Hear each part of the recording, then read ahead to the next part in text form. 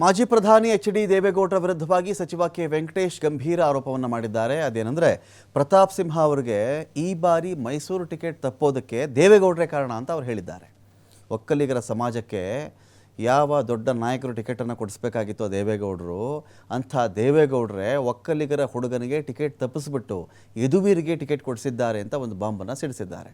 BJP ಅಭ್ಯರ್ಥಿಗಳ ಪಟ್ಟಿಯಲ್ಲಿ ಯದುವೀರ್ ಹೆಸರೇ ಇರಲಿಲ್ಲ ಎಲ್ಲೂ ಕೂಡ.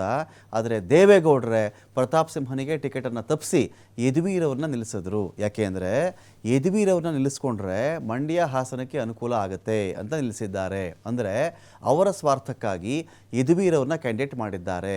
ನಾನು ದೇವೇಗೌಡರ ಹತ್ತಿರದ ಸಂಬಂಧಿಕನೇ, ಆದರೂ ಅವರು ಸ್ವಾರ್ಥಿ ಎನ್ನುವ ಕಾರಣಕ್ಕೆ ಅವರಿಂದ ದೂರ ಉಳ್ಕೊಂಡೆ. ಒಂದೇ ಕುಟುಂಬದ ಜನರನ್ನು ಎಲ್ಲಿ ತನಕ ಬೆಂಬಲಿಸ್ತೀರಾ ಅಂತ ವೆಂಕಟೇಶ್ ಪ್ರಶ್ನೆ ಮಾಡಿದ್ದಾರೆ. ಯದುವೀರ್ ಹೆಸರೇ ಇರಲಿಲ್ಲ, ಕ್ಯಾಂಡಿಡೇಟ್ ಆಗ್ತಾ ಇದ್ದು ಯದುವೀರ್ ಹೆಸರು ನೀವೇನಾದ್ರು ಕೇಳಿದ್ರ? ಮೊದಲು ನೀವು ಯಾರು ಯದುವೀರಲ್ಲಿ ಅಭ್ಯರ್ಥಿ ಆಯ್ತು ನೀವು ಯಾರು ಕೇಳಿದ್ರ? ಯಾರು ಕೇಳಿದ್ರು? ನಮಗೆ ಗೊತ್ತಿರಲಿಲ್ಲ. ಸಡನ್ ಆಗಿ ಯದುವೀರ್ ಹೆಸರು ಬಂತು.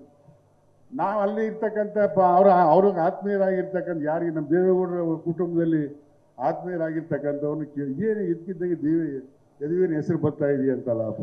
ಅಯ್ಯೋ ನಮ್ಮ ದೇವೇಗೌಡರು ಇದು ಮಾಡ್ತಾ ಇದ್ರು ಕಾರಣ ಅವ್ರು ದೇವೇಗೌಡರು ಯದುವೀರನ್ನು ನಿಲ್ಲಿಸ್ತಾ ಇದ್ದಾರೆ ಅಂಥೇಳಿ ಪ್ರತಾಪ್ ಸಿಂಹನ್ ಟಿಕೆಟ್ ತಪ್ಪಿಸಿ ಯದುವೀರನ್ನು ನಿಲ್ಲಿಸೋಕ್ಕೆ ದೇವೇಗೌಡರು ಕಾರಣ. ಪ್ರತಾಪ್ ಸಿಂಹ ಪಾಪ ನಮ್ಮ ಸಮಾಜದವನೇ ಆಗಿದ್ದ, ಅವನಿಗೂ ಟಿಕೆಟ್ ತಪ್ಪಿಸಿದ್ರು ದೇವೇಗೌಡರು. ಚುನಾವಣಾ ಪ್ರಚಾರಕ್ಕೆ ಅವ್ರನ್ನ ಕರ್ಕೊಂಡು ಹೋಗಿ ಅಲ್ಲಿ ಕುಮಾರಸ್ವಾಮಿನ ಗೆಲ್ಲಿಸ್ಬೇಕು ಇದ್ರ ಮುಖಾಂತರ ಅವ್ರ ಸ್ವಾರ್ಥಕ್ಕೋಸ್ಕರ ಯದುವೀರು ನಿಲ್ಲಿಸಿರೋದಿಲ್ಲ. ಅರ್ಥ ಆಯ್ತಾ ನಿಮಗೆ? ದೇವೇಗೌಡ ಇದೊಂದು ಸ್ವಾರ್ಥ. ಯದುವೀರು ನಿಲ್ಲಿಸಿರೋದು ಏನು ಇವ್ರಿಗೆ ಗೆಲ್ಲಿಸ್ಬೇಕು ಅಂತ ಅಲ್ಲ. ಯದುವೀರು ನಿಲ್ಲಿಸಿರೋ ದೇವೇಗೌಡರು ಅವ್ರ ಸ್ವಾರ್ಥನ ಸಾಧಿಸ್ಕೊಳ್ಳೋಕೆ ಮಾತ್ರ ಅದು ನಿಲ್ಲಿಸಿದ್ದಾರೆ. JDS ಪಕ್ಷ ಇರೋದು ಸ್ವಾರ್ಥಕ್ಕಾಗಿ ಸ್ವಂತ ಲಾಭಕ್ಕಾಗಿ ಮಾಡ್ತಾ ಇದ್ದಾರೆ ಹೊರತು ಕುಟುಂಬದ ಅಧಿಕಾರ ಉಳಿಸ್ಕೋಬೇಕು ಅಂತ ಒದ್ದಾಡ್ತಾ ಇದ್ದಾರೆ. ಅವರು ನಾವು ಹತ್ತಿರ ಸಂಬಂಧಿ, ನಾನು ಯಾಕೆ ಅವ್ರನ್ನ ಬಿಟ್ಟೆ ಅಂದರೆ ಇವರು ಭಾಳ ಸ್ವಾರ್ಥಿಗಳಪ್ಪ, ಇವ್ರ ಜೊತೆ ಇರೋದು ಬೇಡ ಅಂತ ಹೇಳ್ಬಿಟ್ಟೆ. ಆಗ ನಾನು ಬಿಟ್ಬೋದು, ನಾನು ರಾಜಕೀಯನೇ ಬಿಟ್ಬಿಡ್ಬೇಕು ಅಂತ ತೀರ್ಮಾನ ಮಾಡಿ ಅವ್ರನ್ನ ಬಿಟ್ಟಿದ್ದು. ಇವತ್ತು ನಾನು ತಾವು ಮನವಿ ಮಾಡ್ತೇನೆ, ದಯಮಾಡಿ ತಾವು ಅವ್ರಿಗೆ ಮತ್ತೆ ಬೆಂಬಲಿಸ್ತಕ್ಕಂಥ ಕೆಲಸ ಮಾಡಬೇಡಿ. ನಾನು ಒಂದು ಮಾತು ಕೇಳ್ತೇನೆ, ಒಂದೇ ಕುಟುಂಬದ ಜನ ಎಲ್ಲಿ ತನಕ ಬೆಂಬಲಿಸ್ತೀರಪ್ಪ?